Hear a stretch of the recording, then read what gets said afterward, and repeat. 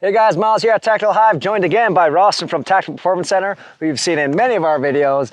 And in the previous video that we released, Rossen talked about a couple ways to overcome anticipation. And as we mentioned, this video, we're going to talk to you guys about how to overcome the flinch. The flinch is completely different phenomenon from anticipation.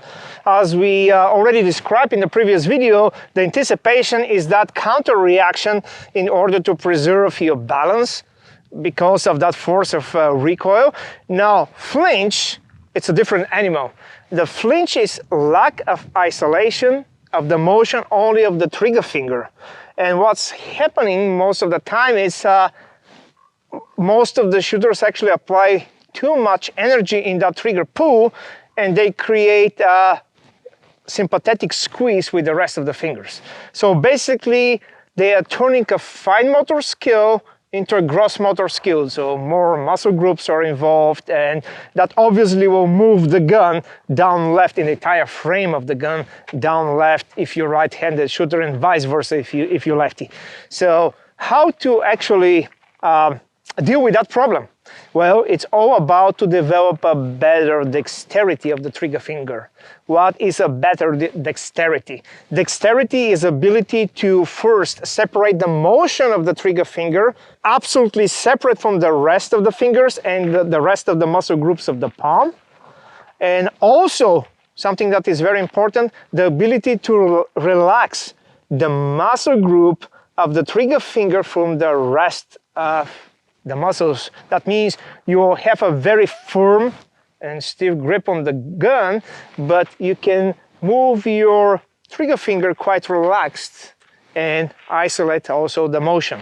Now, we have a very simple exercise actually that will help you to improve your trigger finger dexterity. For the purpose of that exercise, you need a set of grippers. We like Captains of Crush from Iron Mine, but you can use any kind of grip trainers from any kind of sports store. And what's the drill? All right, so we have our empty casing, we have our Captains of Crush. We recommend to use Sportsman. It's one of the lighter ones. The idea is to grab it and close it with your shooting hand, exactly how you're holding the gun, and clap that empty casing at the bottom, hold and maintain that consistent pressure while you're moving your trigger finger. Now, what's the idea? If you see that empty casing fall down, that means that you're relaxing your grip, and that's a sympathetic movement of the fingers that corresponds to the movement of the trigger finger. We want to isolate that and to separate it. So that's a very simple drill that you can do even while you're driving. It doesn't require as much. If you do that like 2 minutes per day, you will significantly improve the isolation of the trigger finger, and that will help you a lot with flinching. All right, now we have our dry solution. You can do that and you can improve your trigger pull without a single shot fired. But then you will put that in the actual test with the live fire exercise. All right, Miles, you ready to try that? Sure. All right, you're ready for live fire? Yeah. Sure. So we have the TPC flinch range target that is set on about 4 yards away.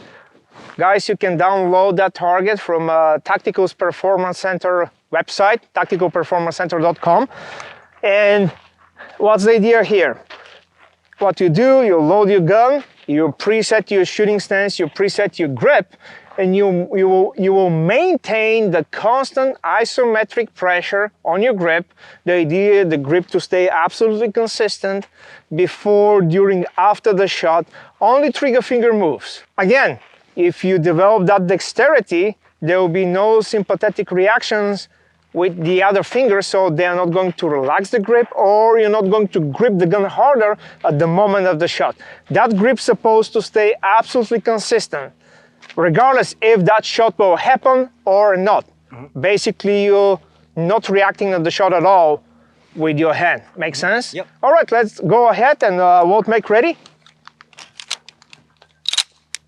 So, align the sights on that 1-inch dot, on the top of that 1-inch dot. Okay. Take the slack of the trigger, prep the trigger, and at the moment that you hear the audible signal, you'll pull the trigger as soon as possible, but correctly, only trigger finger moves. Okay. All right, are you ready? Yep. Stand by. All right, and reholster for a second. Now, the shot, the actual hit on the target will tell you the story. If you have a flinch, obviously you'll see that hit will be down left because you're right-handed, and you'll be outside of that 1-inch dot. You see that shot is actually perfectly inside of the gray area, so you have a perfect trigger pull. But again, that's a micro drill that will help you to diagnose and will show you if you have any issues with the flinch. Let's repeat it several more times because we want to avoid the luck factor, right? Yep. All right, sights on target, trigger prep to the rear. Are you ready? Stand by. All right, one more time. Move it to the next dot. Okay. So you see the actual head there. Are you ready? Stand by. Beautiful, and the last shot on the next dot. Okay. Sights on target, trigger prep to the rear. Are you ready? Stand by. All right, and also you can measure your reaction time. So your reaction time right now is 0.33, which is pretty good. Now, good reaction time in general for a human person, it's 0.25, but that's still pretty close. Now we need to be aware also to keep that proper trigger pull. And obviously the target shows you that there's no flinch problem. Thanks, Rossen. Really appreciate that. So as you guys can see, this drill, this exercise is going to really hold you accountable. If you do have a good trigger pull, then you are going to hit the gray or touch the line here. I did see this one shot here. It still touched the line, but one thing that I wanted to emphasize that it really wasn't about this particular exercise, but of course your sights have to be on target. And I was getting a little shaky out there and I just took the shot. But if you do shank the shot, let's say you do have problems with trigger control, exactly what Rossen was saying, you're not going to have an accurate shot like this. But that is definitely a live fire exercise that you can add on to the dry fire exercise with the Captain Crush that will help you alleviate your flinch problem. Yeah, and actually because the target is quite small, that can add additional mental, we call it the static mental electricity. Oh my God, I need to hit that target. And if you have a problem with the flinch, actually that will expose it even greater. That mental static electricity will make you to even flinch more.